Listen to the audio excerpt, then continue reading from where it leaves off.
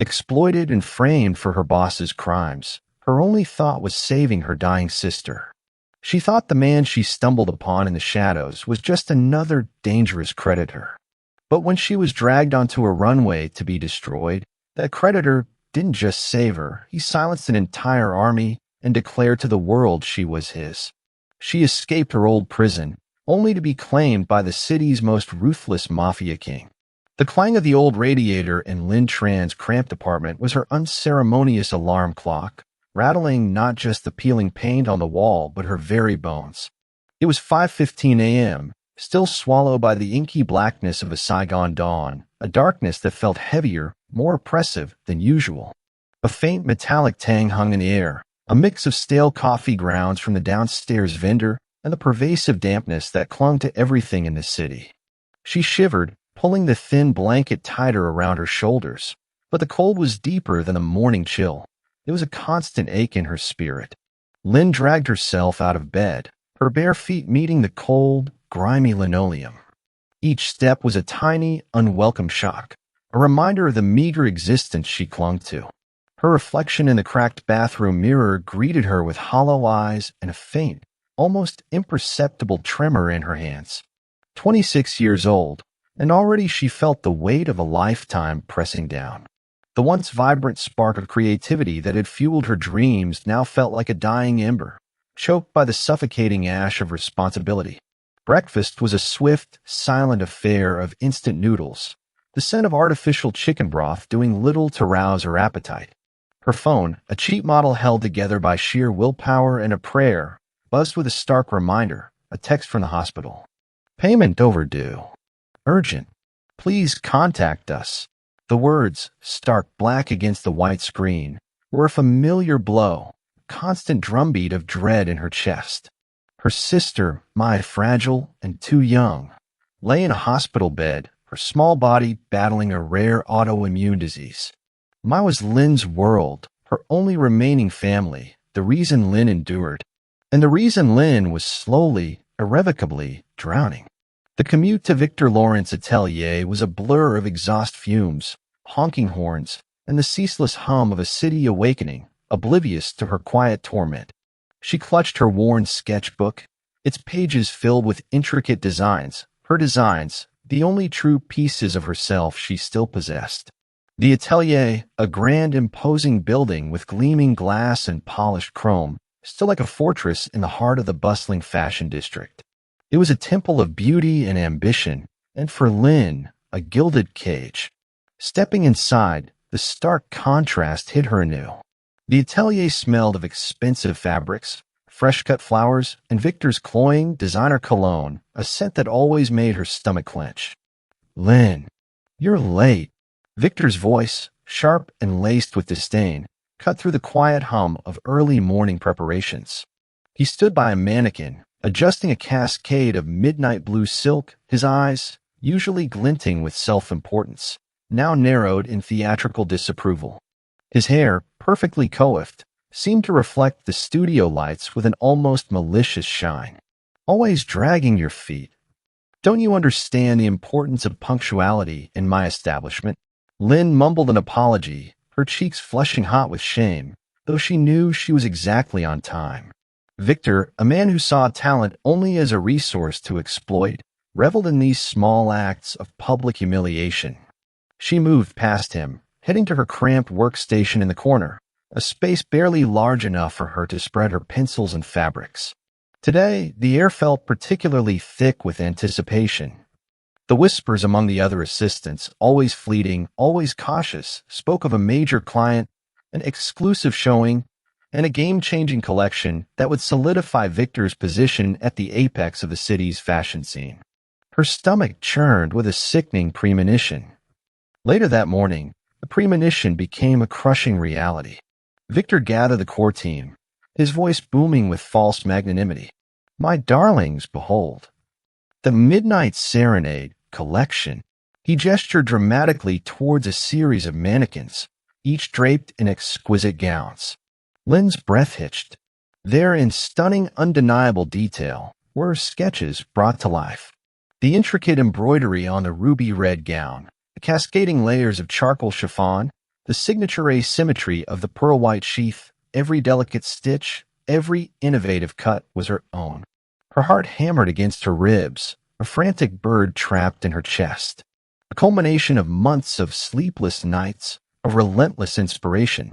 Victor preened, his eyes sweeping across the room, basking in the murmured admiration. He paused, picking up a velvet jacket with a daring, unexpected lapel design.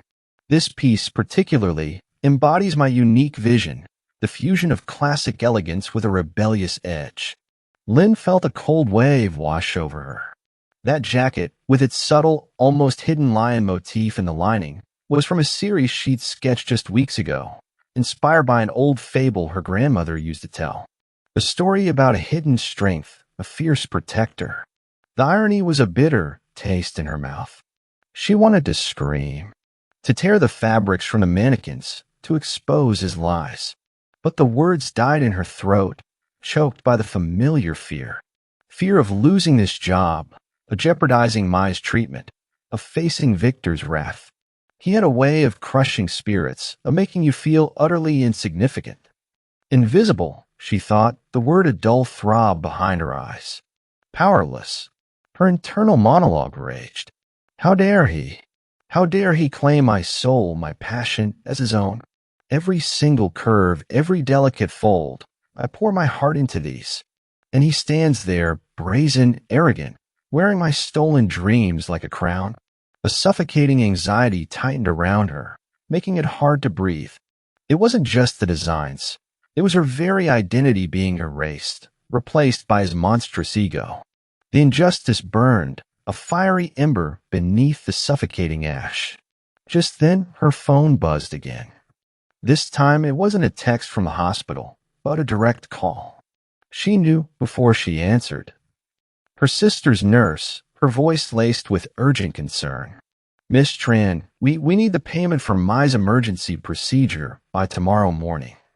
We simply cannot defer it any longer. The words hit Lynn like a physical blow, stealing the air from her lungs. Tomorrow morning. It was an impossible deadline. Her current savings were a joke, a cruel mockery against the astronomical figure the nurse quoted. She stared at Victor, still pontificating, still basking in his stolen glory. He represented everything she hated, everything that held her captive. The injustice, the desperation, the raw, undeniable need to save her sister. It all coalesced into a single burning point of resolve. The suffocating fear didn't vanish, but something else ignited beneath it, a quiet, desperate determination. Lynn knew then, with a chilling clarity that startled even herself, that she couldn't let him get away with it. Not anymore. This wasn't just about her designs. It was about about survival, about reclaiming a shred of her stolen dignity. She had to expose him. She had to fight back. She watched Victor strutting across the atelier, holding court, completely unaware of the storm brewing within his most exploited assistant. Lynn's gaze hardened, no longer filled with despair, but with a dangerous glint of purpose. She would get proof, no matter the risk.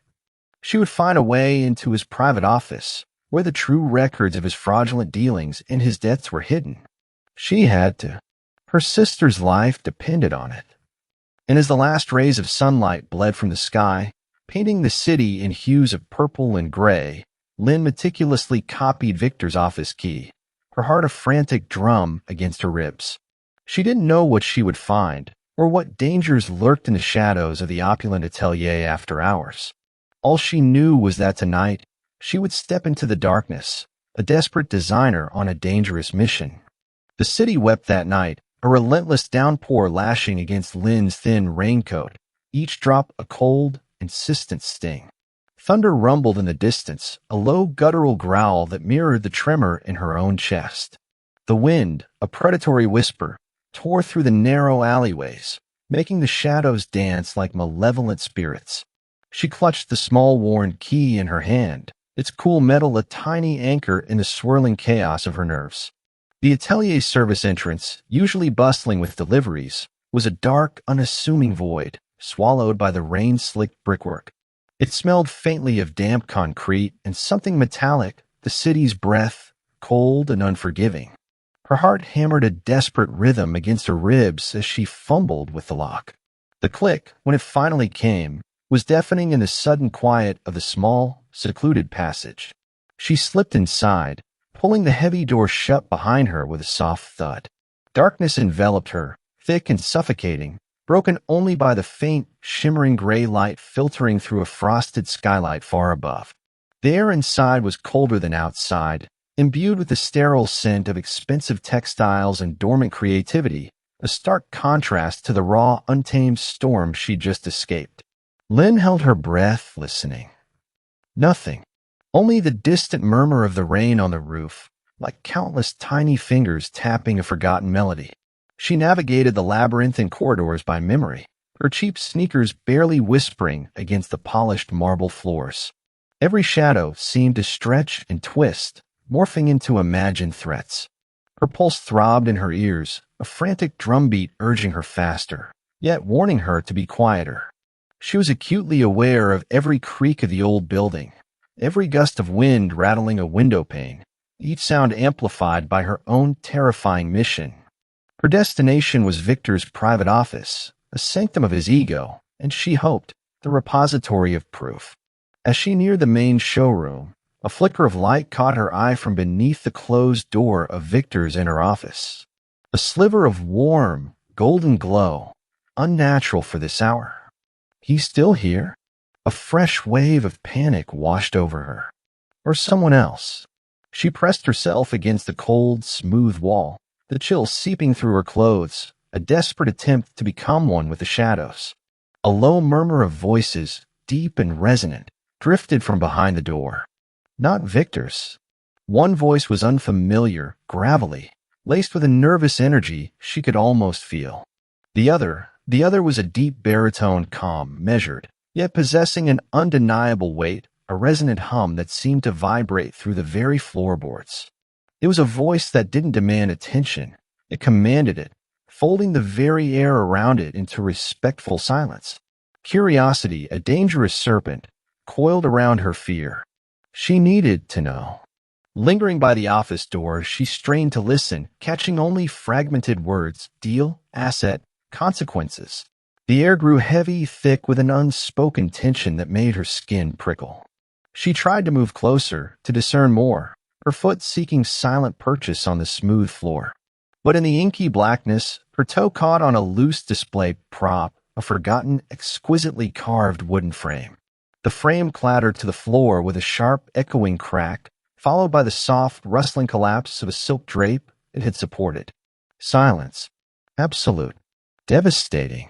The rain outside seemed to hold its breath. Then the low, dangerous baritone from inside the office cut through the sudden, terrifying quiet. Who's there? It wasn't a shout. It wasn't even loud. But the question, imbued with an unnerving calm, resonated with such undeniable authority that it felt like a physical blow. Lynn froze, every muscle locking. Her heart lurched, plummeting into her stomach. She squeezed her eyes shut, wishing desperately for the floor to swallow her whole. The office door opened slowly, not flung wide in panic, but eased back with a deliberate grace that spoke volumes. A tall, imposing silhouette filled the doorway, framed by the warm light from within. He stepped out, and Lynn's breath hitched. He was a masterpiece of lethal elegance. Dressed in a dark, impeccably tailored suit that seemed to absorb the light, he moved with the fluid grace of a predator, utterly silent.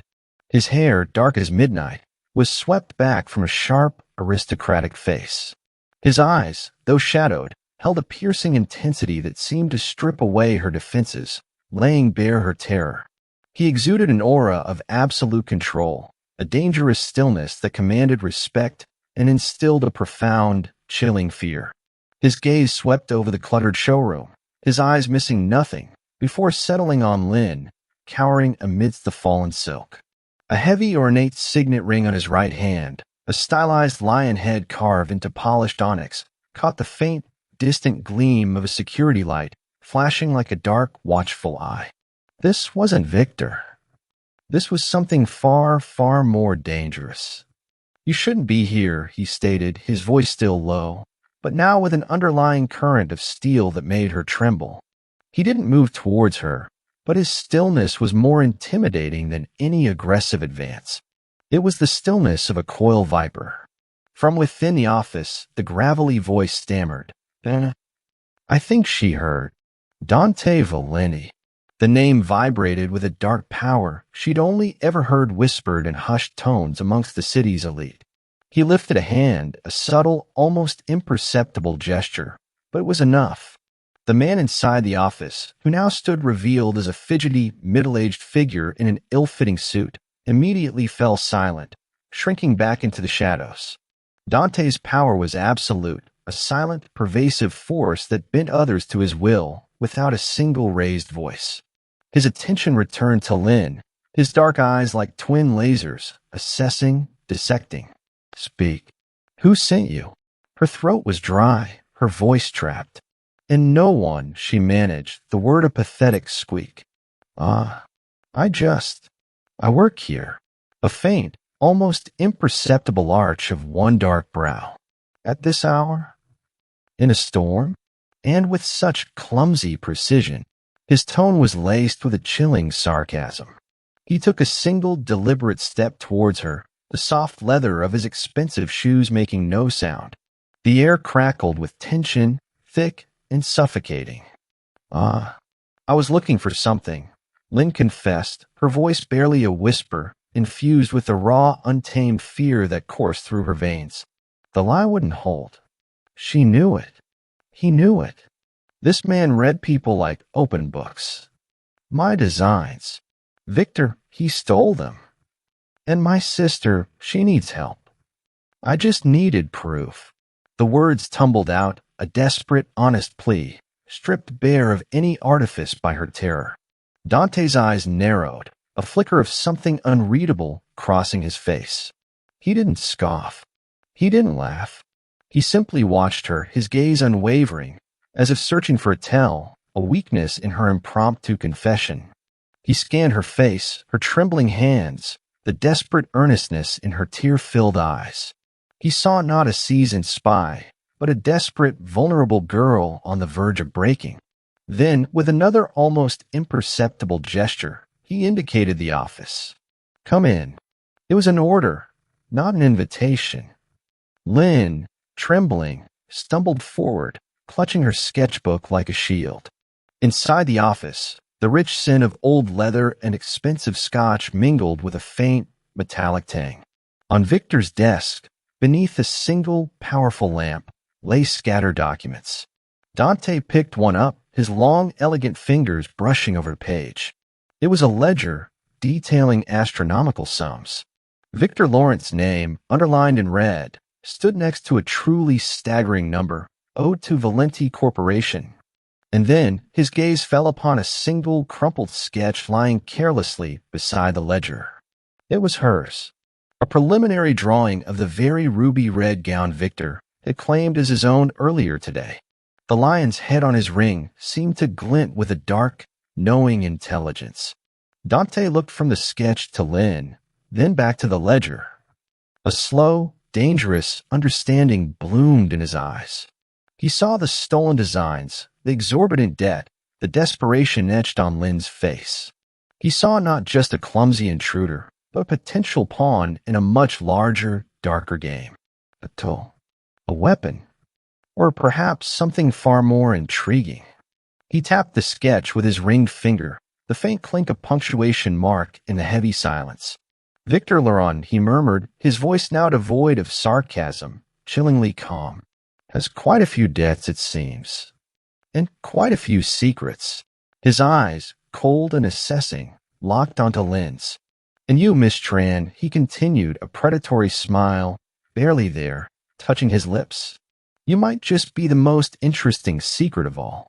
A shiver, not entirely of fear, coursed down Lynn's spine. She had just stepped out of the frying pan, only to find herself staring directly into the eyes of the lion. And she had a dawning, terrifying realization. She wasn't just in danger, she was now firmly, irrevocably caught in his trap. The heavy thud of the office door closing behind them echoed like a death knell in Lynn's ears, sealing her fate, not just with Victor, but with a man who now commanded her presence. Dante Valenti. The name felt like a weight on her tongue, heavy with unspoken power. The gravelly-voiced man from earlier, now revealed to be Victor's panicked accountant, stammered apologies as Dante dismissed him with a single sharp nod. The man practically bolted, leaving Lynn utterly alone with the silent, formidable figure before her. Dante didn't move immediately. He simply stood, a dark, perfectly sculpted shadow against the rich mahogany of Victor's office, his gaze, sharp and analytical, pinning Lynn in place. The faint scent of his expensive cologne, a blend of cedar and something undeniably masculine, filled the air, a potent, intoxicating threat. It was the scent of danger, refined and utterly dominant. Lynn's heart still hammered, but a strange, unsettling fascination began to mingle with her terror. This man was terrifying, yes, but he was also undeniably captivating. A sudden jarring sound from outside, muffled shouts, the distinct thud of heavy boots, ripped through the tenuous quiet. Victor's voice, shrill with panic, sliced through the air. "She's in there. The thief. Get her." Lynn flinched, her breath catching. Victor's planted security. They were coming for her. Her stomach churned with a fresh wave of sick dread. This was it. Arrest. Exposure. Ma. Dante moved then, a blur of dark motion. Not towards Lynn, but towards the desk, his movements economical, precise. He picked up his phone, its sleek metallic gleam a stark contrast to Victor's chaotic workspace. He spoke into it, his voice a low, resonant rumble. "Isabella. Clean up at Lawrence. Secure the package. Ensure no loose ends." His eyes, cold as glaciers, met Lynn's, a silent promise and a silent threat. "And make sure the thief is nowhere to be found when they get here." Before Lynn could even process his words, a tall, statuesque woman with hair the color of obsidian and eyes that missed nothing appeared at the office door, as if conjured from the shadows. Isabella. Her face was a mask of cool efficiency, devoid of emotion, yet radiating an undeniable competence. She nodded curtly at Dante, her gaze briefly sweeping over Lynn with an unsettling, clinical assessment. "Understood, Dante." "Wait," Lynn stammered, her voice still trembling. "Clean up? What are you?" Isabella's expression remained unchanged, but a flicker of something, perhaps a warning, passed through her dark eyes. "You don't need to concern yourself with the details, Miss Trant." Her voice was smooth, cultured, yet held an edge of steel. Dante stepped closer to Lynn, his presence overwhelming. The cedar and dark spice of his cologne intensified, wrapping around her like an invisible shroud. "Our friend Victor Laurent," he said, his voice a low, dangerous purr, "is quite desperate. Desperate men make desperate mistakes. You, Miss Tran, are currently the biggest mistake he's made tonight." He reached out, his long fingers brushing lightly against her arm, a touch that was both chilling and strangely possessive. "And I don't like other people cleaning up my mistakes." He didn't give her a chance to respond. With a subtle, almost imperceptible gesture to Isabella, he guided Lynn towards a hidden door, camouflaged seamlessly within the opulent wallpaper. It swung open silently, revealing a narrow, dimly lit service corridor. "Move," he ordered, his hand resting lightly on the small of her back, silent, undeniable push. She stumbled, her mind reeling, her body reacting on instinct. Behind them, the muffled shouts grew louder, punctuated by the angry banging on the main atelier doors. Isabella remained, a sentinel of silent efficiency, her form blurring as she moved towards Victor's office. Lynn glanced back, catching a glimpse of Isabella calmly sweeping documents into a sleek briefcase, her movements meticulous, utterly unhurried, even as chaos erupted outside. They moved through a labyrinth of back passages and stairwells, the sounds of the storm and the distant shouts fading into the background. Dante moved with an easy, almost languid power, yet his steps were swift, purposeful. He was a creature of these shadows, utterly at home in the clandestine world he inhabited. Lynn, gasping for breath, struggled to keep up, her mind a whirlwind of confusion and terror. She was being rescued, yes, but from whom and for what? The thought, cold and sharp, pierced through her panic. She was no longer Victor's prisoner. No, she was Dante Valenti's. They emerged into a vast, opulent penthouse suite that felt miles away from the grimy streets and chaotic atelier below. The air here was warm, fragrant with expensive lilies and something clean, sterile. Floor-to-ceiling windows offered a breathtaking, panoramic view of the rain-swept city, the distant lights blurring into a shimmering tapestry. Plush, dark carpets swallowed her footsteps. Art, priceless and abstract, adorned the walls. The furniture was minimalist, elegant, almost severe, reflecting the man who owned it. This was not a home. It was a fortress, a command center, a statement of absolute, unyielding power. Bathroom, Dante commanded, gesturing towards a door, his voice surprisingly gentle, though still firm. Clean up. You look like you've been dragged through a typhoon. Lynn, still disoriented, numbly obeyed. The bathroom was a study in marble and chrome, a space larger than her entire apartment. The shower, a cascade of warm, pulsing water, felt heavenly against her aching muscles. But even as the grime of the night washed away, the chill in her soul remained. She was no longer facing arrest, but a different, perhaps more insidious, form of captivity. When she emerged, wrapped in an impossibly soft, thick towel, Dante was waiting in the expansive living area. He sat in a low black leather armchair, the single light from a sleek, modern lamp casting his face in stark relief. His dark eyes, unwavering, held hers. He had changed into a black silk shirt, the sleeves rolled up to reveal muscled forearms, his lion ring gleaming darkly on his finger. He looked less like a man and more like a king on his throne. A small, elegant tray sat on a glass table before him, a steaming cup of fragrant herbal tea, a plate of delicate pastries, and a thick, unmarked envelope. Her stomach, which had been a knot of anxiety for hours, rumbled softly.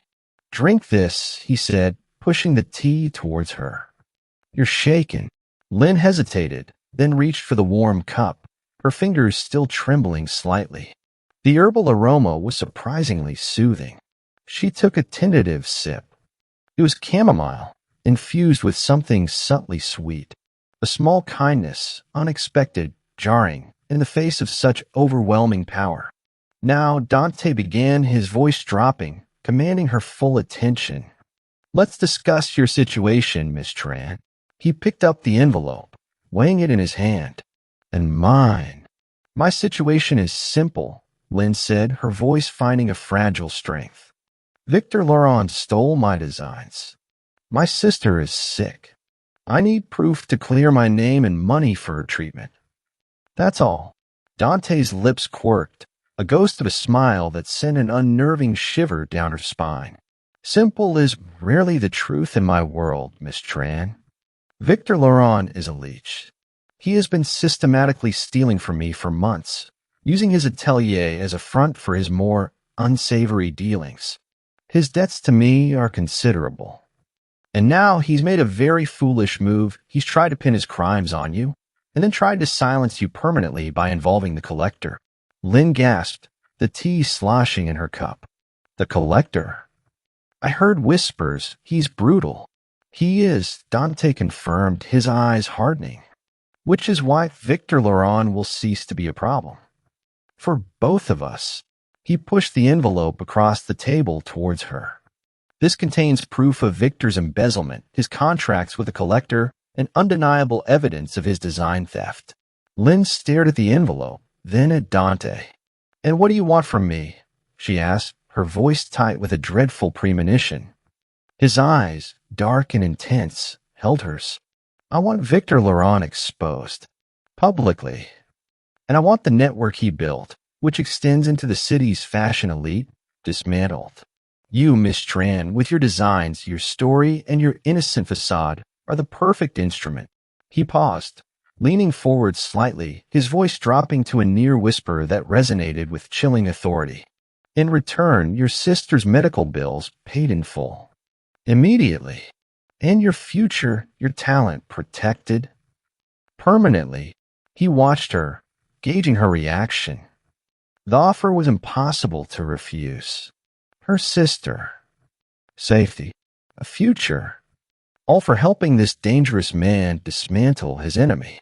But the price felt like her freedom. I can't live like this, Lynn whispered, gesturing vaguely at the opulent surroundings. I can't be a prisoner, even a golden one. Dante leaned back, a subtle, almost dismissive shrug of his broad shoulders. You are not a prisoner, Miss Tran. You are a guest, a very important guest, and you are under my protection. A protection Victor Laurent cannot and will not offer. His gaze intensified, making her skin prickle. You will be safe. Your sister will be safe. You will have everything you need. But you will do as I say. You will cooperate. You will expose Victor. And you will remain here with me until Victor Laurent is utterly destroyed and every last threat against you and against me is neutralized. He picked up a small remote control, and with a soft click, a massive flat-screen television on the wall flickered to life, showing a live feed of Mai sleeping peacefully in her hospital bed.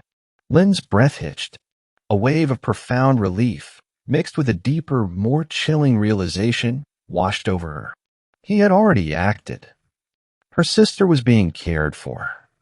He had preempted her refusal, binding her with the one thing she couldn't deny, her love for Mai.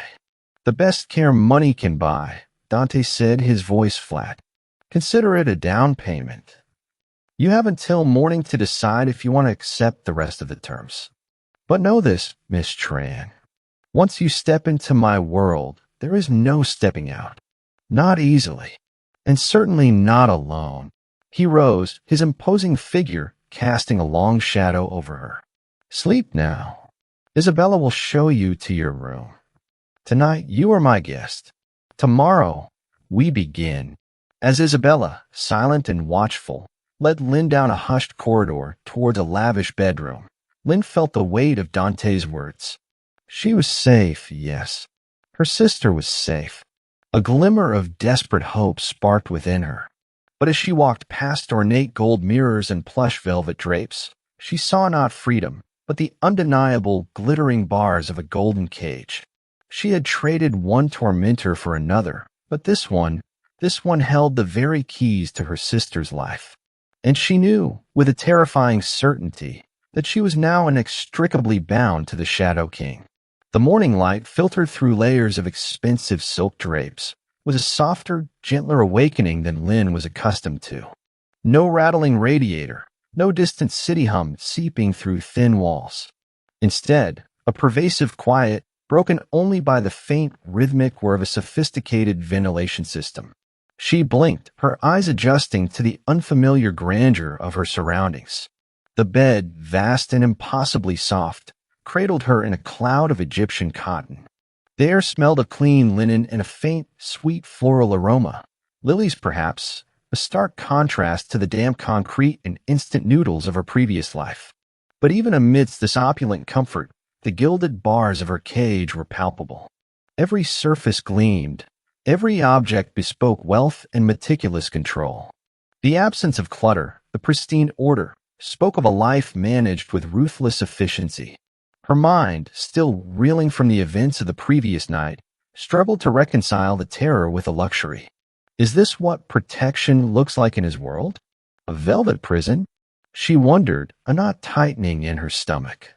She found a set of fresh clothes laid out for her, simple, elegant silk separates in muted tones of charcoal and ivory, far more expensive than anything she owned. The fabric whispered against her skin as she dressed, a disconcerting reminder of her new reality. Her old clothes, damp and soiled, had vanished. Every need anticipated, every choice subtly removed. She felt watched, not just by unseen cameras, but by the very air in the room, by the silent, judging presence of Dante Valenti. A soft knock at the door, precise and discreet, startled her. Isabella. The lieutenant's dark eyes, as unreadable as ever, took in Lynn's appearance with a fleeting, approving glance. Breakfast is served in the smaller dining area, Miss Tran. Afterward, Dante wishes for you to begin reviewing some documents. Isabella's voice was a low, melodic hum, yet it held the weight of an unbreakable command. The breakfast spread was an absurd abundance. Fresh fruit, artisan pastries, gourmet coffee. Lynn, used to quick, meager meals, felt a pang of unease.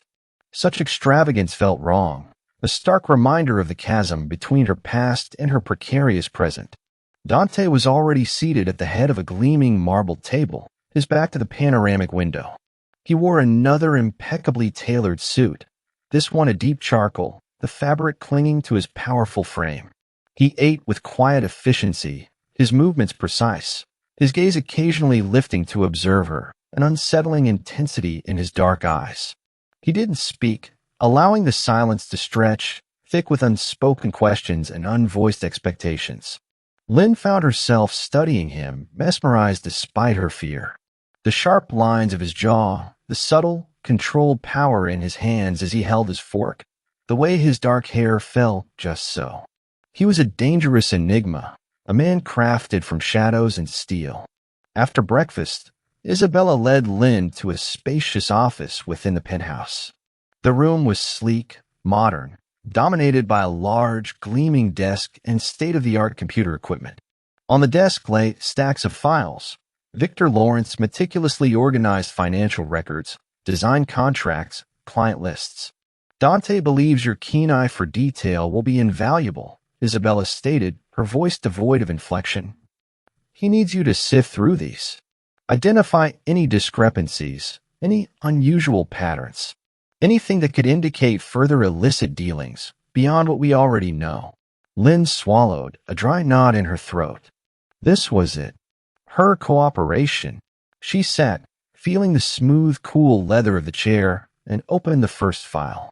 Hours blurred into a haze of numbers, contracts, and intricate design sketches, many of which, sickeningly, bore Victor's signature over what were clearly Lynn's original concepts.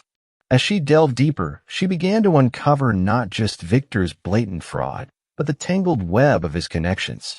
Shell corporations, inflated invoices, offshore accounts. It was a dizzying display of corruption.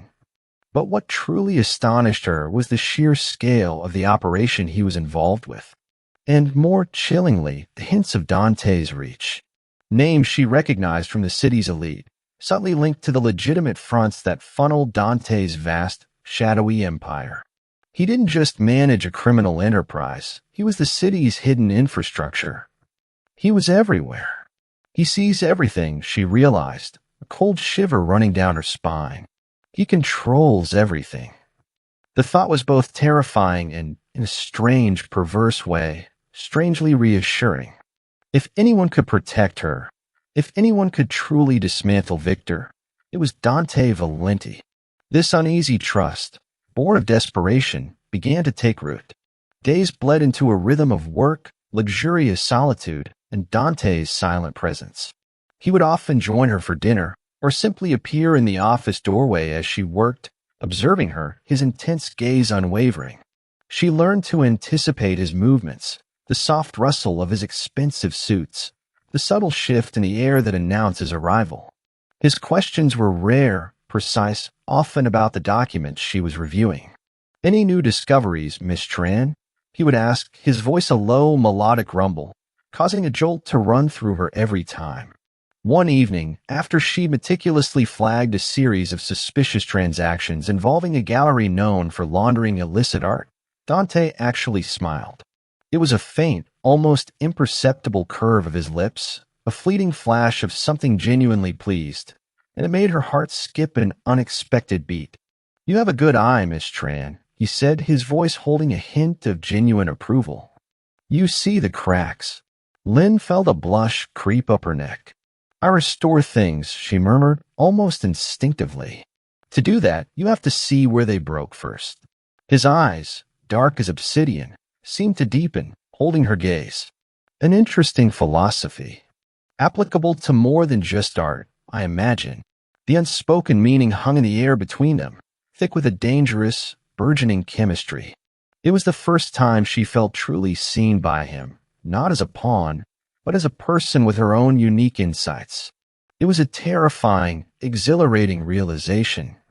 She also witnessed his subtle gestures of care, delivered with a detached efficiency that belied their warmth. A fresh bouquet of Mai's favorite white lilies would appear in her sister's hospital room, a photo sent discreetly to Lynn's secure tablet. A children's book, beautifully illustrated, arrived for Mai one afternoon, left silently on Lynn's desk, its pages still crisp with the scent of new paper. He never mentioned them directly, but the connection was undeniable. It was a lifeline he extended, a silent promise kept, a constant reminder of the golden threads binding her to him. This small, unexpected thoughtfulness chipped away at her fear, replacing it with a cautious hope. One late night, she found herself staring out the penthouse window, the city lights a dazzling, distant mosaic. She remembered sketching designs by the dim glow of a street lamp, dreaming of a life where her talent was recognized. Dante appeared beside her, his presence a warm, solid wall against the cool glass. His cologne, the familiar cedar and spice, enveloped her. "What are you thinking about, Miss Tran?" he asked, his voice softer than usual, a low murmur against the backdrop of the quiet city. "My grandmother," she confessed, surprising herself with the honesty. "She taught me to sew. She always said art was not just about beauty, but about truth. About telling a story, even in the smallest stitch." Dante was silent for a moment, his gaze fixed on the city below. "My brother Luca believed in stories," he finally said, his voice taking on a new raw edge she hadn't heard before. It was a rare, unguarded glimpse into his past, a fleeting moment of shared vulnerability. He believed everyone had one, waiting to be told. He always tried to find the truth in people. He paused, a dark shadow crossing his face. He was often disappointed. "Not everyone lies," Lynn whispered, turning to look at him, her heart aching for the unseen wound in his soul. "Some people are just unheard." His eyes, dark and turbulent, met hers. The air between them crackled, charged with an unspoken tension, a dangerous current pulling them closer. For a fleeting second, she felt an overwhelming urge to reach out, to touch the visible hardness of his jaw, to offer solace. His gaze dropped to her lips, lingering, and a blush flared across her cheeks. The yearning was undeniable, a forbidden spark igniting in the depths of her fear. She was living in his golden cage, bound by his power, but a fragile, dangerous seed of attraction had begun to bloom, threatening to shatter the careful distance she had built around her heart. A sharp, insistent buzz from Dante's wrist communicator sliced through the fragile intimacy of the moment. Isabella's cool, calm voice cut through the air. "Dante, we have a confirmed sighting. The collector's men. They're making a move. Near the old warehouse district." The softness vanished from Dante's eyes, replaced by the familiar, lethal precision. The moment of shared vulnerability evaporated, leaving only the chilling reality of his world. Lynn's heart sank. The first threat. It had arrived. And she knew, with a fresh wave of dread, that the calm was over. The game had truly begun. The fragile peace that had settled over Lynn's golden cage shattered with a brutal abruptness. The soft, melodic chime of Dante's communicator, Isabella's clipped announcement, the collector's men. They're making a move, had been a cold splash of reality. The quiet intimacy they had shared by the window, the fleeting glimpse into Dante's past, evaporated like mist in a sudden, harsh sun. The Shadow King was no longer merely observing. He was actively preparing for battle. Dante moved with a swift, economical precision that was chilling to behold. The subtle shift in his posture, the hardening of his jawline, the immediate razor-sharp focus in his eyes. It was like watching a predator shed its disguise. He was no longer just the man who shared quiet memories. He was the apex of his brutal empire. He barked orders into his communicator, his voice the low, gravelly rumble that left no room for argument. Isabella, already on standby, confirmed deployments, her efficiency a stark mirror to Dante's command. Lynn, though not directly involved, felt the ripple effects of the impending conflict. A nervous energy vibrated through the penthouse. The subtle hum of the security system seemed to intensify, the quiet watchfulness of the place becoming almost tangible. She found herself clutching the edge of the large desk, her knuckles white, her breath catching in her throat. The fear she'd suppressed for days, the underlying dread of this dangerous world, clawed its way back to the surface. She was a lamb thrust into a den of wolves, and the wolves were now snarling. The first strike came not with a bang, but with a whisper. A series of hushed alerts from Isabella, relayed to Dante in rapid succession. Victor's men hit the Eastocks warehouse. Small team. Neutralized. A pause. Another group at the casino vault. Already dealt with. No breaches. Dante listened, his face impassive, occasionally issuing a single decisive word. Confirm, secure, extract. Lynn watched him, a morbid fascination warring with her terror. He controlled these invisible battles from the quiet solitude of his penthouse, a master puppeteer pulling strings she couldn't even see. The sheer, terrifying efficiency of his organization was breathtaking. Victor, for all his arrogance, was playing a child's game against a grandmaster. Then insidious strike. A news alert flashed across the massive screen embedded in the living room wall, a stark, unwelcome intrusion into their meticulously controlled environment. The anchor's voice, saccharine and sensational, filled the silent room. Unconfirmed reports link high-profile fashion mogul Victor Laurent to a developing scandal involving stolen designs and embezzlement. Sources claim the true mastermind, a desperate apprentice named Lin Tran, has vanished, allegedly kidnapped by notorious crime boss Dante Valenti, known for his ruthless tactics and illicit dealings. Lin gasped, her hand flying to her mouth, a wave of sickening shame washing over her. No, she whispered, her voice barely audible. Her name dragged through the mud. A gold digger, a thief, a willing accomplice to a kidnapper. Her sister, her family would hear this. Her carefully guarded reputation, painstakingly built on integrity and hard work, was being systematically destroyed. Victor, his treachery knew no bounds. He wasn't just stealing her designs, he was stealing her very identity, twisting it into something ugly and unrecognizable. Dante's eyes, which had been fixed on the screen, flickered to her face, a brief, sharp assessment. His jaw tightened, a muscle clenching rhythmically. He didn't speak, but his silence was more terrifying than any outburst. It conveyed a deep, simmering rage, not just at Victor's audacity, but at the direct hit against Lynn, against his carefully protected asset. He simply lifted a hand, and with a soft click, the screen went blank. The sudden silence in the room was deafening, save for Lynn's ragged breathing. They'll fabricate more stories, she choked out, her voice thick with tears she refused to shed. My sister, she'll think. The thought was unbearable. To be branded a criminal, a traitor, after all she had sacrificed. Then justice was a burning coal in her stomach. Dante walked towards her, his steps measured, deliberate. The rich scent of his cologne, once a subtle threat, now felt like an enveloping shield. He stopped directly in front of her, his height imposing, his shadow falling over her like a cloak. He reached out, his thumb gently, unexpectedly, brushing a stray tear from her cheek. The touch was brief, electric, sending a jolt through her. It was a gesture of reassurance, utterly devoid of the cold calculation she usually expected from him. They will say whatever serves their purpose. Dante's voice was low, a rumbling thunder deep in his chest. Victor Laurent is a cornered rat. He will gnaw at anything to save himself.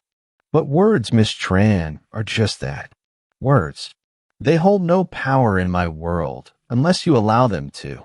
He paused, his dark eyes holding hers captive. And I will not allow them to harm you. His promise, delivered with such unwavering certainty, was a strange balm to her raw nerves.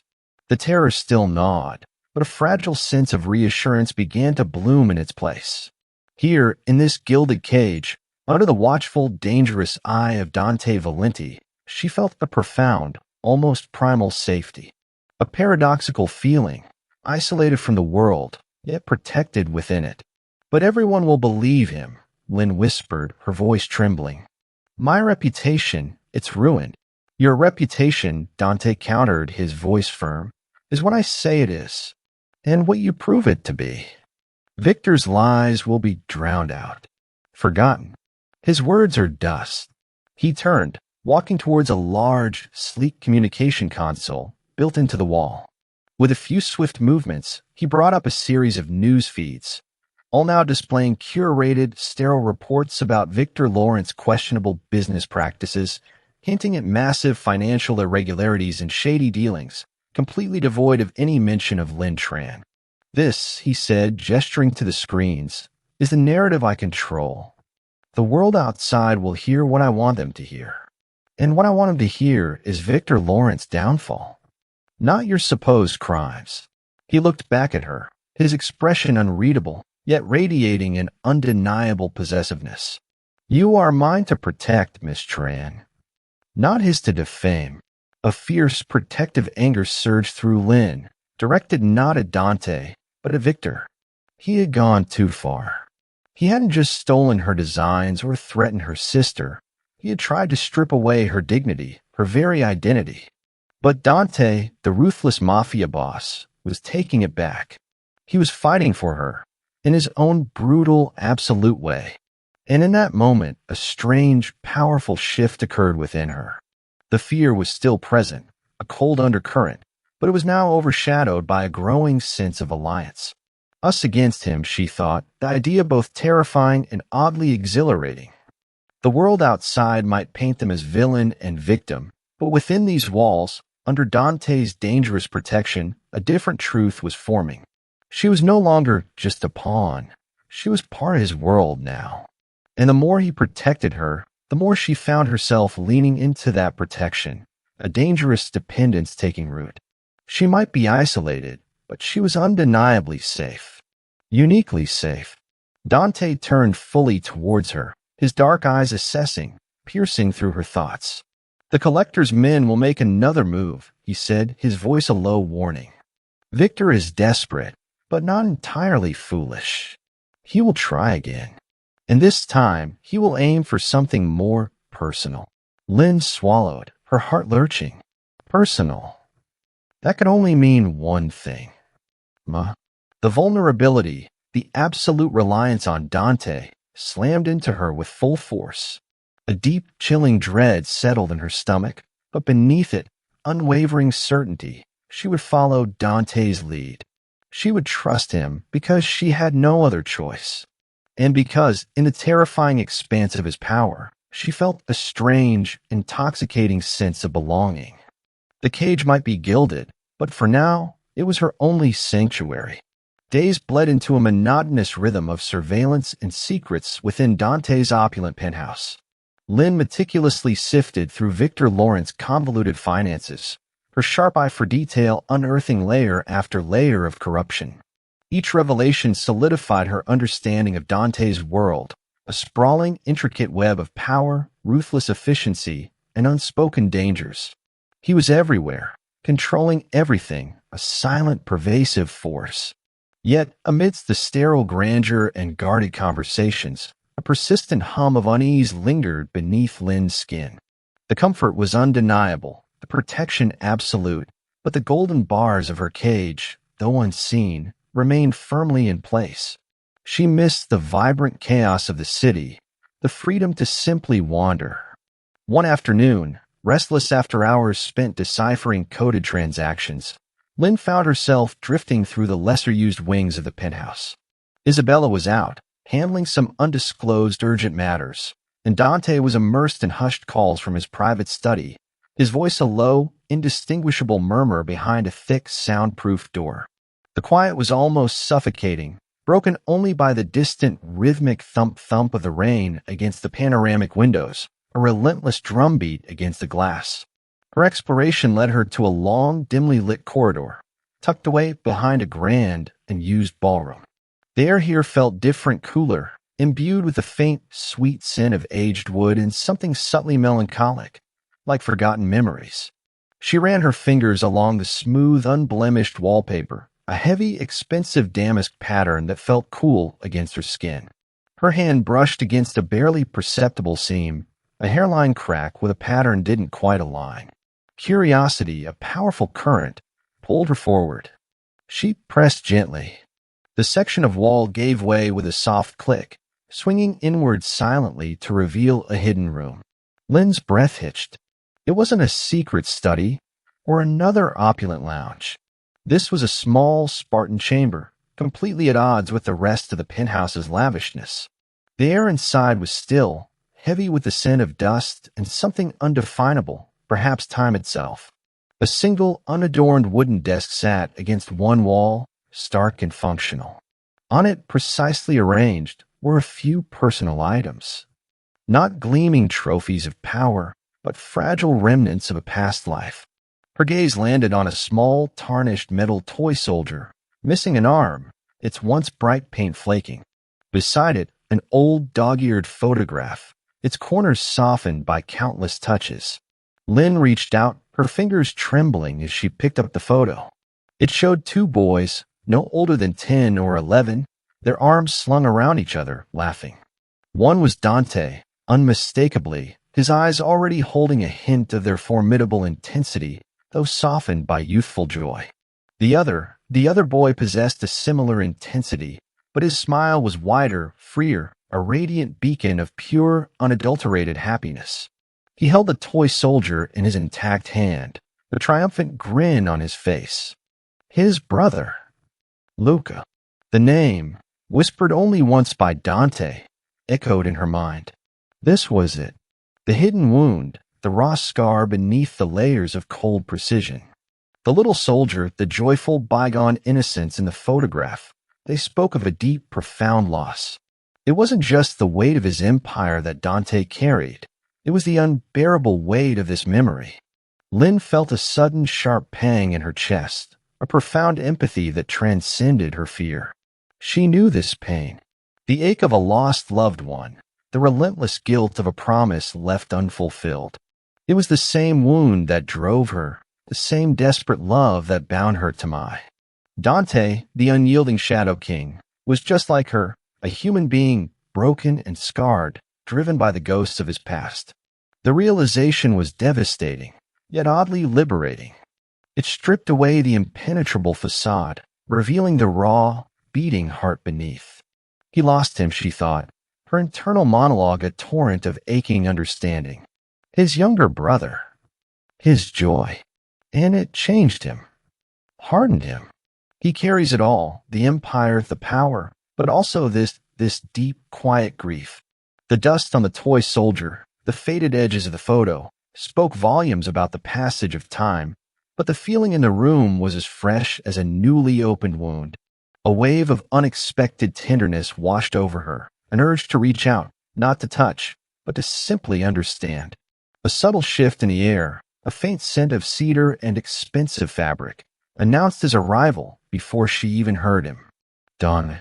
He stood in the doorway, his silhouette framed by the dim light of the corridor, his face initially unreadable.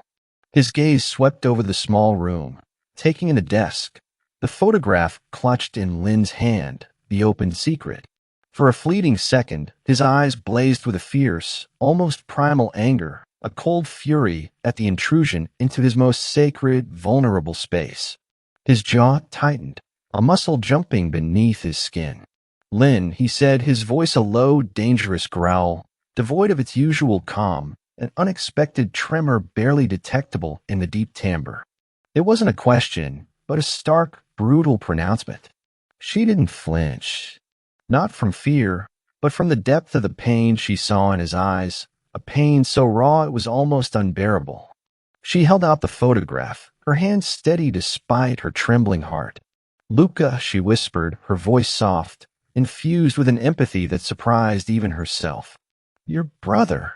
His gaze locked onto the photograph, and for a long, agonizing moment, the cold, calculating Mafia Boss vanished, replaced by a man haunted by grief. The mask he wore, usually impenetrable, cracked, revealing a profound vulnerability she hadn't dared to imagine. He didn't snatch the photo, didn't yell. He simply stared, his eyes fixed on the smiling face of the boy in the picture, a flicker of unshed tears darkening their depths. He was fearless, Dante said, his voice rough, raspy, as if the words were tearing through his throat. Always running, always laughing. Believed in the good in people. Even in me. His gaze, filled with a complex mix of sorrow and self-reproach, finally lifted to meet Lynn's. I was supposed to protect him. I failed. Lynn took a tentative step closer, her empathy pouring out, unspoken but tangible. Loss changes us, she said, her voice barely a whisper. It leaves a mark, a scar. But it doesn't mean you failed. It means you loved. Dante looked away, turning to face the empty wall, his broad shoulders tensed. Love, he scoffed, the word laced with bitter irony. Love in my world is a weakness, a liability. It's what got him killed. His hand, the lion ring gleaming like a silent sentinel, clenched into a fist at his side, trembling subtly. He trusted the wrong person. He believed in the wrong promises. And you carry that. Lynn pressed gently, her heart aching. The guilt, the burden. The empire built on that grief. He finally turned back to her, his eyes raw, stripped bare. The empire is what ensures no one else I care about suffers the same fate, he stated, his voice regaining some of its steel, but beneath it a profound weariness. Luca believed in grace. I learned to believe in cost. Every decision I make, every enemy I crush, is a payment for his memory. A debt owed. A constant reminder of what happens when you don't wield enough power. Lynn looked from the strong, unyielding lines of his face to the faded photograph in her hand. And the toy soldier, she asked softly. Dante's gaze softened, just for a fraction of a second, a fleeting glimpse of the boy he once was. His favorite, he murmured. He never let it go.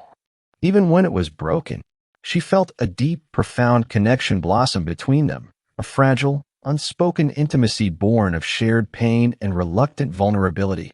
This wasn't the fiery, physical attraction she'd read about in novels. It was something deeper, more elemental. An understanding that bypassed words, reaching directly into the wounded parts of their souls.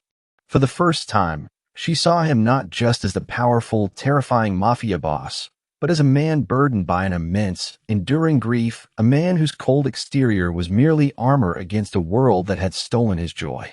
It's not a weakness to feel, Lynn whispered, her eyes holding his. It's what makes us human. It's what reminds us what we're fighting for.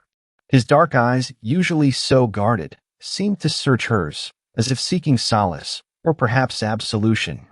He took a step closer, his presence enveloping her, but this time it was not a threat, but a silent offer of shared space in their pain.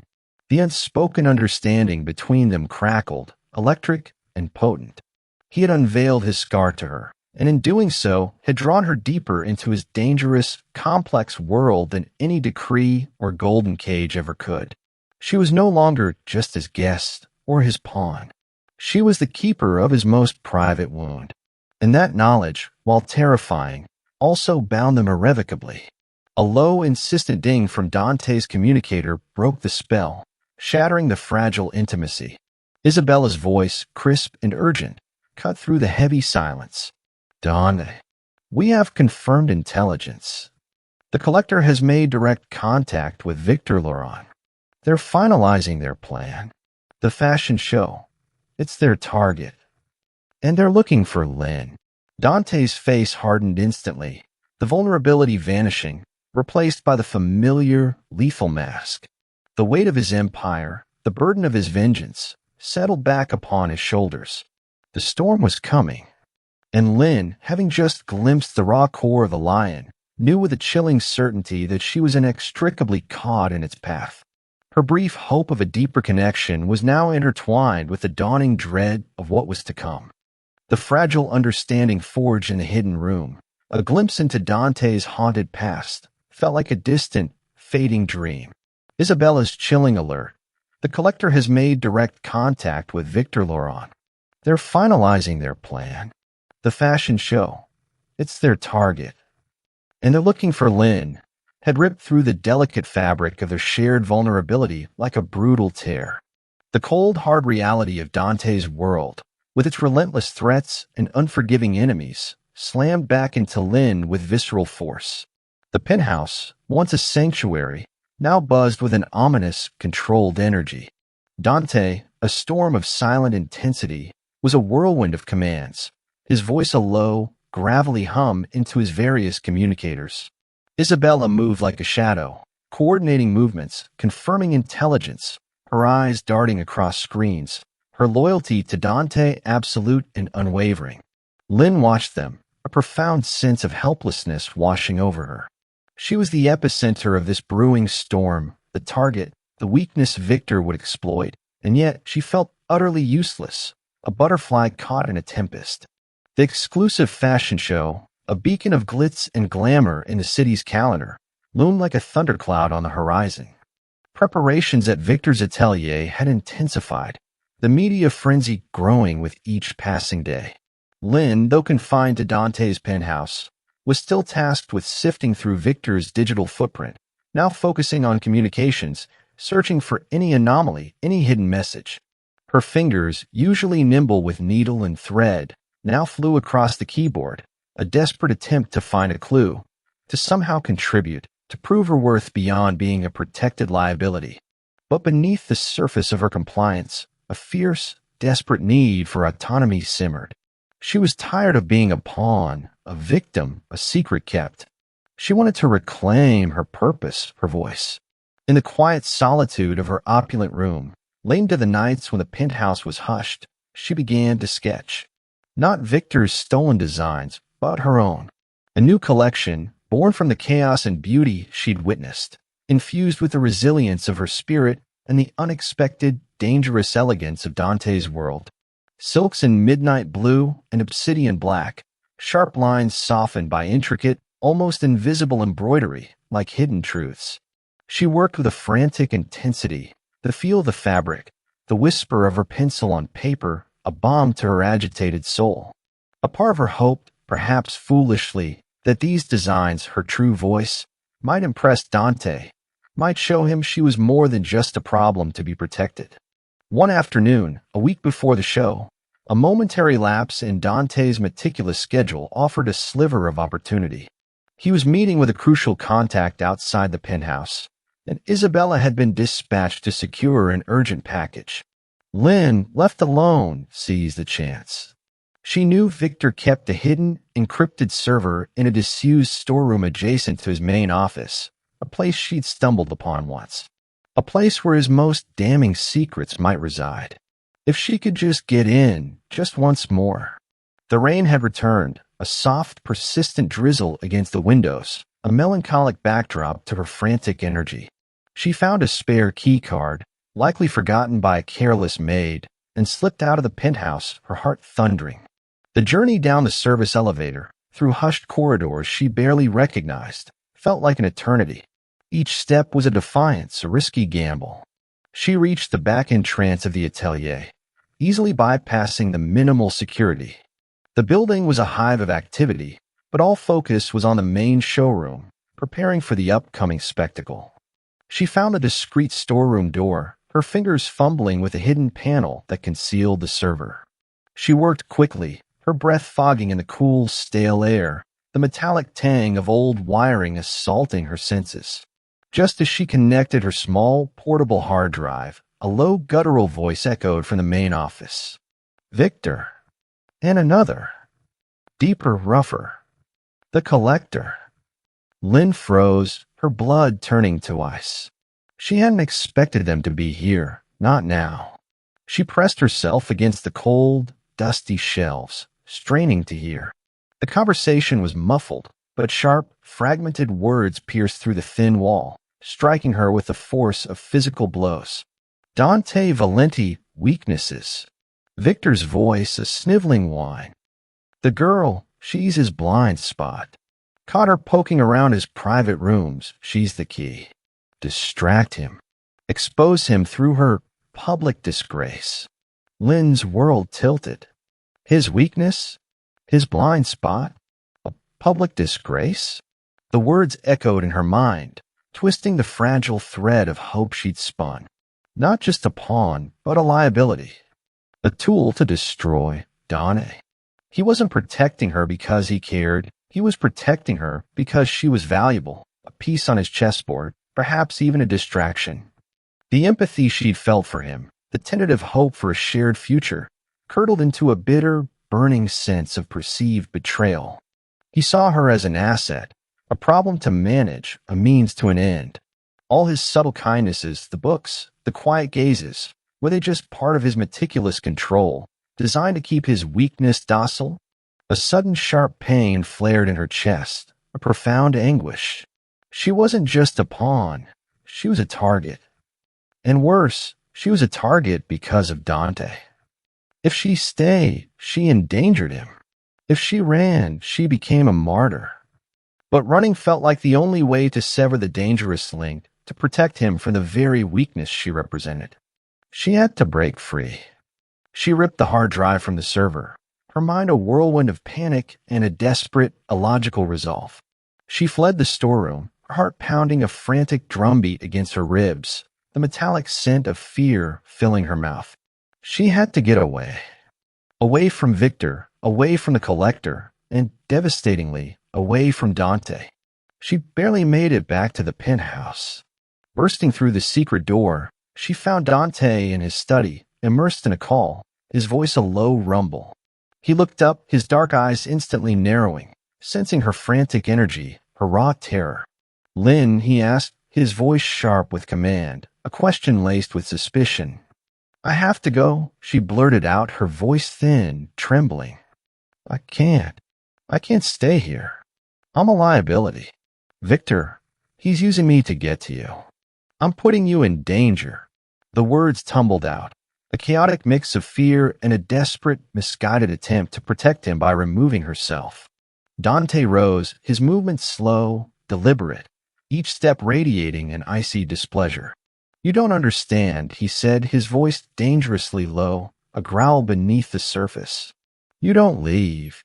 His eyes, usually so commanding, now held a hint of betrayal, a cold anger she hadn't seen directed at her before. He thought she distrusted him. He thought she was defying him. His world was built on loyalty, on absolute obedience. Her attempt to flee, however well-intentioned, was a perceived affront. "I do understand," Lynn cried, her voice rising, edged with hysteria. "I heard Victor. He's going to use me to expose you, to disgrace you publicly. I'm your weakness, Dante, and I can't be responsible for that." She felt the tears welling hot and stinging, blurring his imposing figure. The misunderstanding hung between them, a tangible, suffocating weight. He saw defiance. She saw self-sacrifice. Before Dante could respond, before he could bridge the chasm of their misunderstanding, a sudden, violent crash erupted from the main living area. Glass shattered. The lights flickered, then died, plunging the penthouse into an oppressive darkness, broken only by the distant, angry flicker of city lights. "Isabella!" Dante roared, his voice pure steel, instantly recognizing the breach. He moved with lightning speed, pushing Lynn behind him, his body a formidable shield. But it was too late. Heavy footsteps pounded through the darkened penthouse, a terrifying symphony of destruction. The scent of ozone from the broken lights mingled with a pungent, sickly, sweet odor of cheap cologne and stale tobacco, the collector's men. Lynn felt a rough hand clamp over her mouth, another brutally yank her arm, pulling her away from Dante's protective shadow. She struggled, kicking, screaming, but her cries were muffled, swallowed by the darkness and the sheer brute force of her captors. She caught a fleeting glimpse of Dante, a dark, furious silhouette, lunging, his lion ring flashing like a desperate, vengeful star. He roared her name, a sound of pure, unadulterated fury and anguish. But it was too late. The world spun, a dizzying blur of dark figures, rough hands, and the metallic tang of fear. A sharp blow to the back of her head, not enough to knock her out, but enough to disorient her, to make her vision swim. She felt herself being dragged, pulled inexorably into the suffocating darkness, away from the fragmented glimpse of Dante's furious face, away from the gilded cage, into a terrifying, unknown abyss. Her last conscious thought was of Dante, and of the horrifying realization that her desperate attempt to save him had only condemned them both. The black moment had arrived. The moment Lynn was ripped from his grasp, something inside Dante Valenti fractured. The cold, meticulous control that had defined his existence shattered, and in its place, a glacial inferno ignited. Guilt, a venomous serpent, coiled around his heart. He had seen the terror in her eyes, the desperate, misguided self-sacrifice. He had seen her attempt to protect him, and in his rigid adherence to control, he had pushed her away, creating the very vulnerability their enemies had exploited. He had failed her. The thought was a shard of ice in his gut, colder and sharper than any bullet. He didn't roar. He didn't scream. The penthouse, plunged into a sudden, oppressive darkness, became a vacuum of his silent, unadulterated fury. The silence itself was a living, breathing entity of pure rage. Isabella, appearing at his side with a tactical flashlight, her face a mask of grim determination, found him not in a panic, but in a state of terrifying calm. The calm of a man who was about to burn the world down to find what was stolen from him. Trace them. Dante's voice was a low, lethal growl, each word clipped, precise, imbued with a deadly promise. Every camera, every cell tower, every shadow in this city. I want them found. Now. His network, a vast, invisible web woven into the very fabric of the city, sprang to life. Information flowed, a torrent of data streams, license plates, and facial recognition hits. Isabella, a maestro of this digital orchestra, relayed information with brisk efficiency. Van headed east. Confirmed plates stolen. Heading towards the old garment district. There's a derelict textile warehouse there, under one of Victor's shell corporations. Dante's eyes narrowed, a flicker of dark understanding in their depths. The fashion show. It was a stage. A public execution of his reputation, with Lynn as the unwilling star. A cold, calculating fury settled over him. They wanted a spectacle. He would give them an inferno. The air in the grand ballroom of the Zenith Hotel was thick with the scent of champagne, expensive perfume, and palpable ambition. Cameras flashed, a constellation of artificial stars, as the city's elite mingled, their laughter brittle, their smiles practiced. Victor Laurent, preening in the center of it all, was having his moment of triumph. The Midnight Serenade collection was a resounding success, the audience captivated by the exquisite designs Lynn's designs. He felt invincible, the adulation a heady drug. The climax of the show approached. The lights dimmed, a hush falling over the glittering crowd. A single, powerful spotlight hit the runway. But instead of a model, two brutish figures emerged, dragging a third between them. It was Lynn. A collective gasp rippled through the ballroom. She was disheveled, her beautiful face pale, dark bruise purpling on her cheek. Her hands were bound in front of her with thick, cruel zip ties. But her eyes, though wide with terror, held a spark of defiant fire. She scanned the crowd, her gaze landing on Victor, a look of pure, unadulterated loathing in their depths. The collector, a hulking man with a scarred face and a cruel, sneering smile, stepped into the spotlight, a cheap, snub-nosed revolver held casually in his hand. "Ladies and gentlemen," he boomed, his voice a gravelly mockery of a showman. "A special addition to tonight's collection. A testament to betrayal. This is what happens when you make a deal with Dante Valenti." He shoved Lynn forward, forcing her to stumble to her knees. Panic erupted. The elegant facade of the evening shattered into 1,000 pieces of raw, primal fear. Victor, his face ashen, took a step back, his moment of triumph turning to ash in his mouth. He hadn't expected this. Not this public, this brutal, just as the collector raised his gun, aiming it vaguely towards the terrified crowd to assert his dominance. The ballroom was plunged into an absolute, suffocating darkness. The music died. The emergency lights failed. A single, collective scream was swallowed by an unnerving, profound silence. And then, from the main entrance, a single, powerful beam of light cut through the blackness, landing on the stage. But it wasn't on the collector. It was on the figure who now stood at the top of the grand staircase. Dante. He was immaculate. Dressed in a dark, perfectly tailored suit, he seemed untouched by the chaos. A god of vengeance descended from the heavens. His face was a mask of cold, controlled fury, his eyes, burning with a lethal intensity, fixed on a man holding Lynn captive. He didn't speak. He didn't need to. His very presence was a declaration of war. Before anyone could react, figures moved in the darkness, silent, spectral. Isabella and Dante's men, a dozen of them, emerged from the shadows like ghosts, their movements a symphony of brutal efficiency. There were no gunshots. Only the sickening thud of bodies hitting the floor, the sharp, wet snap of a breaking joint, the choked gasps of the collector's men as they were systematically, silently neutralized. It was over in seconds. A swift, merciless reaping. The main lights flickered back on, revealing a scene of controlled carnage. The collector's goons lay groaning, incapacitated, on the pristine white runway. The glittering guests cowered behind their tables. And in the center of it all, Dante Valenti walked, his steps measured, unhurried, his gaze never leaving the collector, who now stood alone, his bravado crumbling into raw animal fear.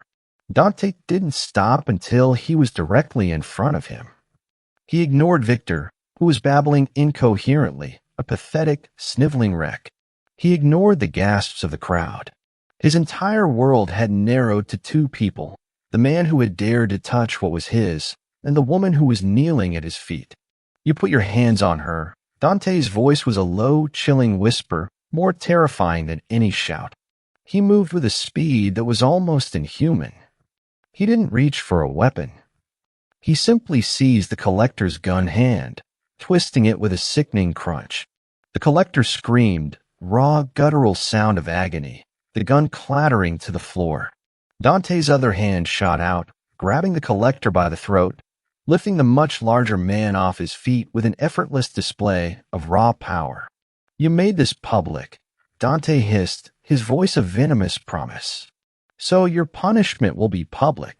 He slammed the collector back down onto the runway, the impact echoing through the silent ballroom. He then turned his cold, dismissive gaze to Victor. You, he said, the single word dripping with contempt. He gestured to Isabella, who stepped forward, placing a heavy, engraved briefcase on a nearby table. She opened it with a sharp click, revealing stacks upon stacks of pristine $100 bills. A fortune. Dante took a single stack, fanning it out. This is what you owe him, isn't it? He asked Victor, his voice deceptively calm. A pittance. He let the bills flutter to the floor, a cascade of green against the white runway. And this, he continued, gesturing to the entire, overflowing briefcase, is for the disrespect. He looked back at the collector, his eyes blazing. Take it. And know that for every dollar you touch, I will take a pound of your flesh if you ever cross my path again.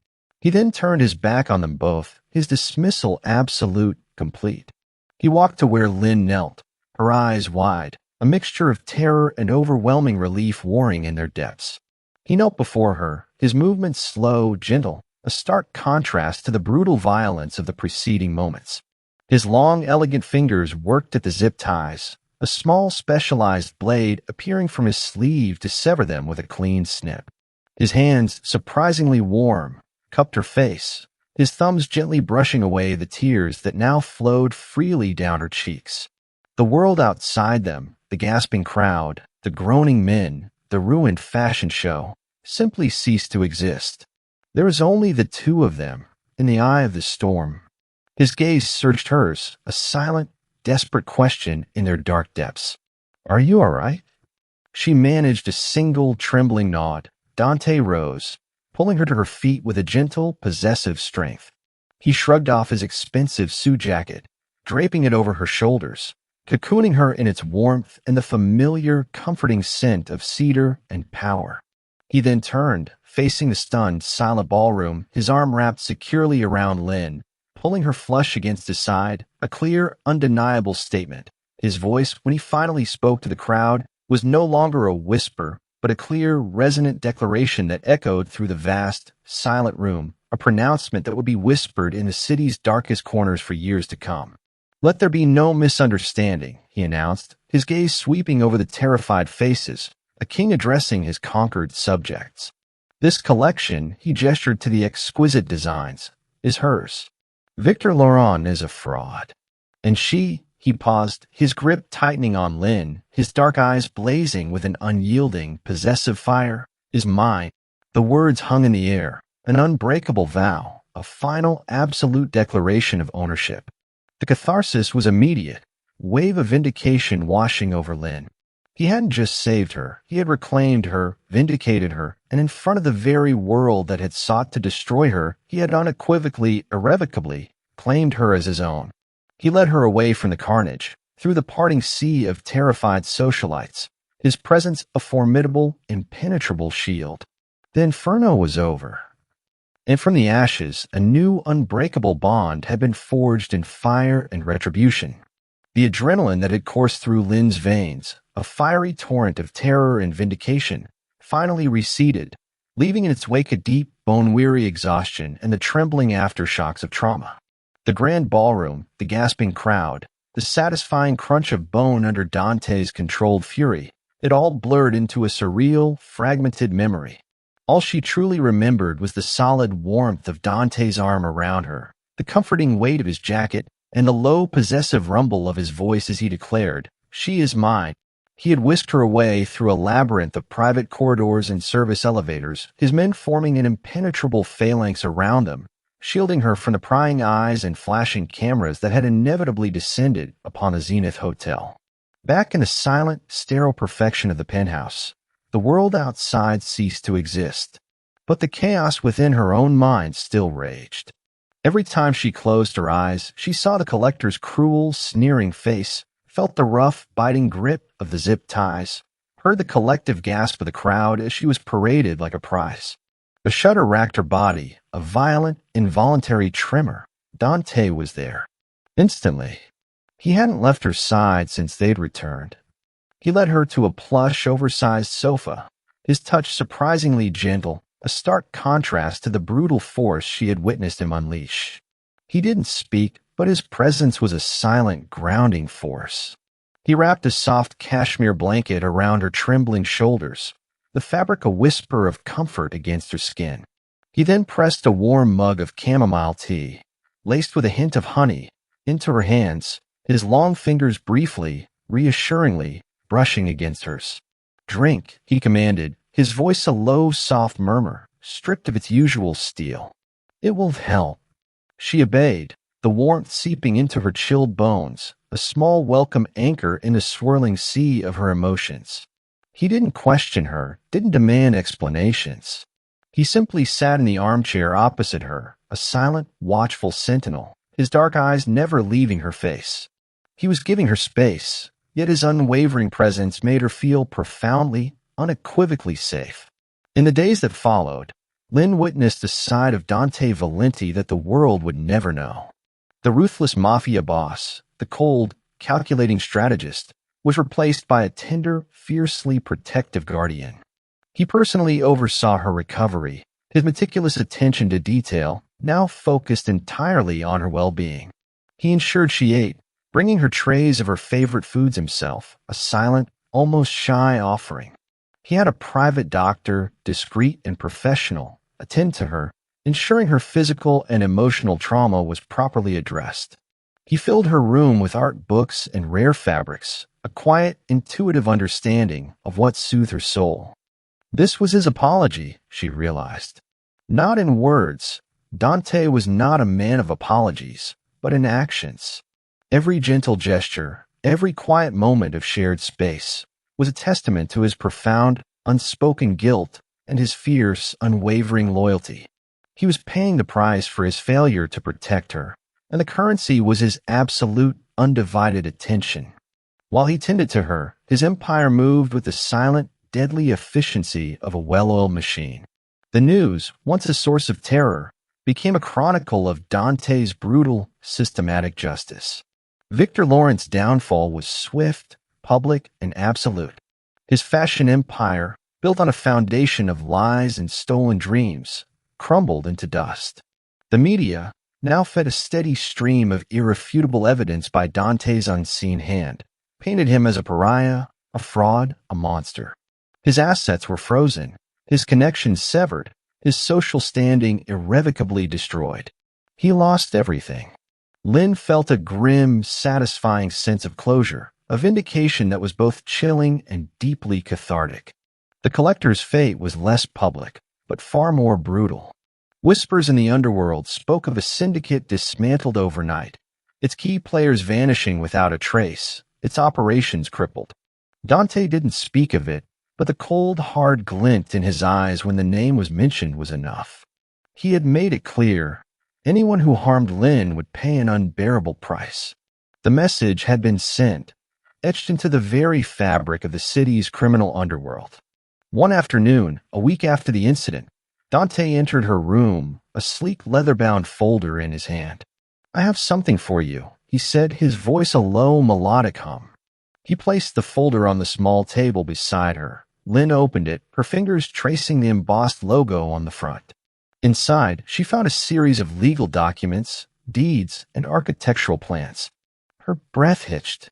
It was the deed to Victor Lawrence's old atelier, the very space where she had been exploited, now legally, irrevocably hers. And beneath it, a business proposal outlining the launch of her own fashion line, Tran, with unlimited funding and resources, all backed by a discreet, anonymous corporation. A corporation she knew, without a doubt, was Dante's. Tears welled in her eyes, but this time, they were not of fear or sorrow, but of profound, overwhelming gratitude. He hadn't just saved her, he had given her back her dreams tenfold. He had seen her talent, her passion, and instead of just protecting it, he was nurturing it, giving it the space to flourish. "Dante, I don't know what to say," she whispered, her voice thick with emotion. He reached out, his hand gently covering hers, his touch warm, possessive. "You don't have to say anything," he murmured, his dark eyes holding hers, a flicker of something raw and vulnerable in their depths. "This is your talent, your voice. I'm simply giving it the stage it deserves." He paused, his thumb gently stroking the back of her hand. "A world without your designs would be a duller place, Lynn." He had used her first name. For the very first time, the simple, intimate act, the quiet, profound gesture, shattered the last of her defenses. In that moment, the golden cage dissolved, replaced by a sense of profound belonging. This wasn't a prison. It was a sanctuary. A new beginning, forged in the crucible of fear and violence, but now blossoming into something beautiful, something powerful. She was no longer just his protected asset. She was his partner, in a way, her talent a beacon of light in his shadowy world. She looked at him, the man of contradictions, the ruthless protector, the silent guardian of her dreams, and for the first time she wasn't afraid. She felt a deep, unwavering sense of security, a feeling of coming home. The price of peace had been high, paid in terror and trauma, but the reward was a future she had never dared to imagine, at the side of a man who had not only saved her life, but had given her back her soul. And she knew, with a certainty that resonated deep within her, that she would never leave.